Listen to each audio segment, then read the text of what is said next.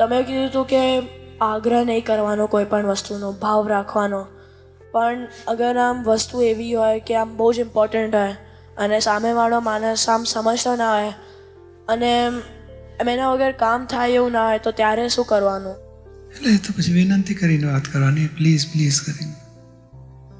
વિચારો જરા જરૂરી છે, આ નહીં થાય તો મુશ્કેલી પડશે. છતાંય પછી વિનંતી કરીને કહીએ આપણે, પછી તો છોડી દેવું પડે. પછી વ્યવસ્થિત શું બને જો ઘણું કરીને નથી બગડતું. આમ લાગે બગડશે બગડશે બગડશે, પણ નહીં બગડે.